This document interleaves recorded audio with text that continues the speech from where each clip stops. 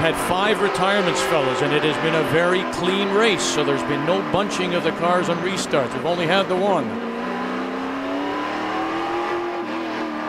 A few laps ago, trouble for the 22 of Scott Steckley. Again, he came into this race third in the point standings, 70 points out of top spot, but a little spin or a bobble sent him all the way back down the running order. He's currently running in the 20th position. So now we head towards Prince's Gate as DJ Kennington chasing down Jason Bowles, the American Invader. Into turn 1. It appears on board with DJ. He's struggling to get power down. You see his hands going to the left there to correct the back end, sliding towards the wall and losing ground down the straightaway when he can't pick up the throttle.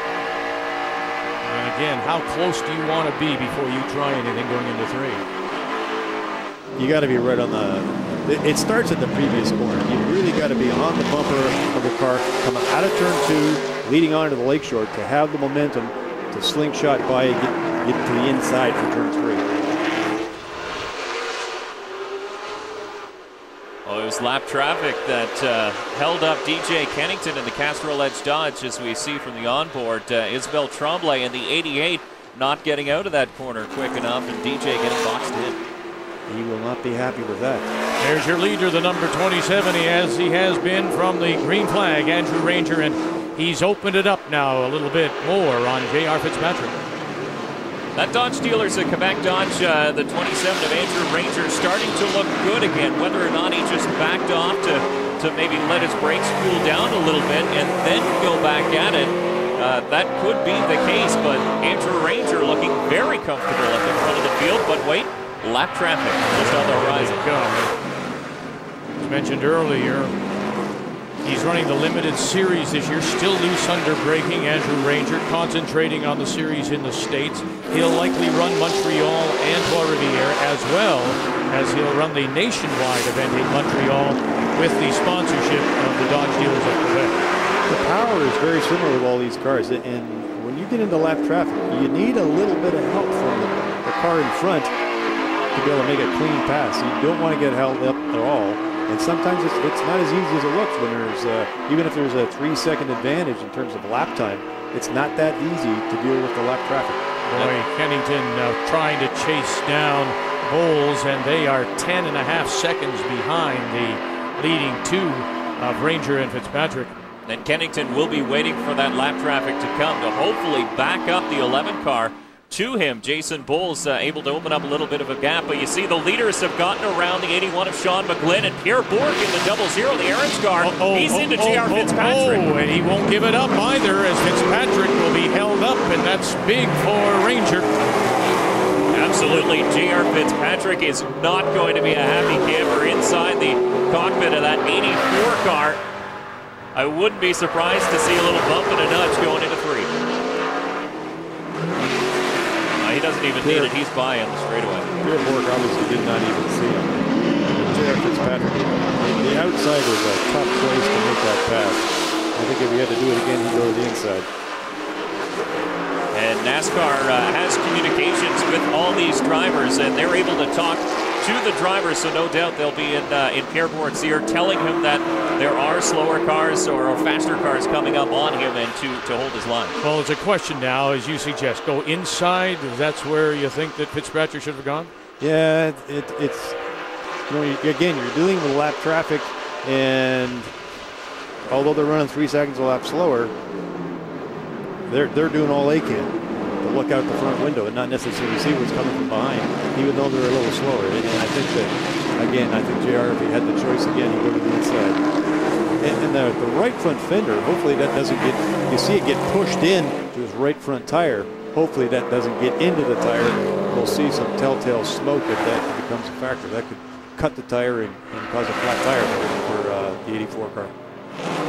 Good look there. One of the drivers from out west, the 44 of Jared Whistle, just ahead of your leader, David Thorndike in the 67 there too, and there he is, your leader, the 27 of Andrew Ranger. Well, that is a huge break. That kind of contact for Fitzpatrick to open it up now, and I mean, you don't suggest that he can even relax a little bit here, but certainly he doesn't have to push the cars. He can afford to be a little more careful dealing with traffic, and again, he has the opportunity to kind of brake a little bit earlier, spent a bit less time, on the brake pedal, cool the brakes off, in case there's another caution, and he has to deal with J.R. Fitzpatrick on his tail. I was just going to say, is it to the point that J.R. Fitzpatrick needs another caution to catch that man, the 27 of Andrew Ranger? Only 7 laps to go, coming up on 6 to go now. Does he have the time to make up the 3.5 seconds? We've seen anything can happen when they're dealing with traffic. With a race that has just that one caution, they're going to see a lot of traffic. 21 of White making his way out of the pit lane, and again the 84 Fitzpatrick goes to the outside of Thorndike, so Fitzpatrick still struggling with working through that lap traffic. And it's a curious thing, though. You said earlier he should have worked to the inside. Is he not setting himself up properly going into one? Well, I think in that case, I think J.R. Fitzpatrick thought that the momentum would take him by before he had to turn in for the corner, but it's being on the outside of the corner, you can see the little bits of rubber around off the line. Right here in the picture on the left, when that rubber gets on the tires, it makes it even more slippery than it already is. And it takes 2 or 3 corners for it to clean off. The gap gets bigger now between Fitzpatrick and Ranger. Now 4.2 seconds between the top 2 cars. Then 12 seconds the difference between Bowles and the leader, Ranger. Bowles currently running in 3rd. DJ Kennington, your points leader, in 4th. Don Thompson Jr. rounds out the top 5, so he's having a quietly solid run here this afternoon. Fitzpatrick will be looking for a 6th win. He's coming off the win at Mosport, but he has fallen back. He just came out of turn 11, chasing down this man, Andrew Ranger, from Roxton Pond, Quebec, is our leader here in the Jumpstart 100. And Andrew Ranger, if successful today, if he holds on for the last 5 laps of this race, it'll be his 10th series victory in his 40th start, if you can imagine that for a win-to-start ratio. Just a fantastic driver.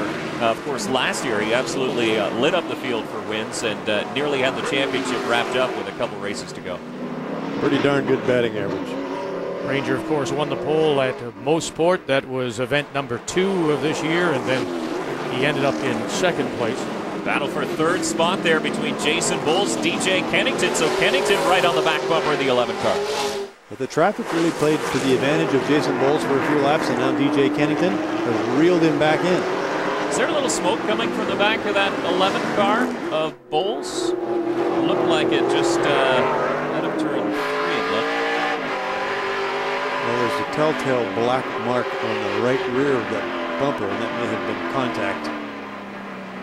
Well, remember, he got into it earlier on with the 02 car of Kerry Mix as they tried to battle for position, but both stayed straight. Just one caution slowing this race, which is, believe it or not, it's a huge surprise to me. I thought there would be a lot more battling side by side. There you see the 5 to go sign from Sean Gibbs, the NASCAR official, up in the flag stand, but Kennington content so far to ride behind the 11 holes. You also wonder at this point in time how much DJ Kennington wants to really push the issue.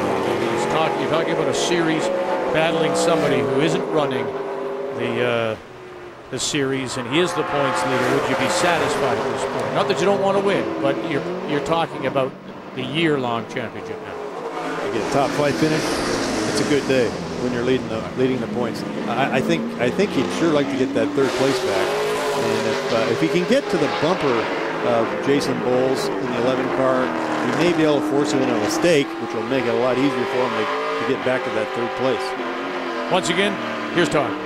Guys, you're absolutely right about DJ Kennington. Ron said he'd like to have 3rd place back. He absolutely would and finish on the podium, but he's not going to push too hard for it against Jason Bowles, because Jason Bowles and Andrew Ranger are not running the full season schedule. They aren't in contention for the overall season championship. As you guys detailed earlier, that is the focus of DJ Kennington, and he is very happy to have a top 5 finish. We've just gone to a full course caution.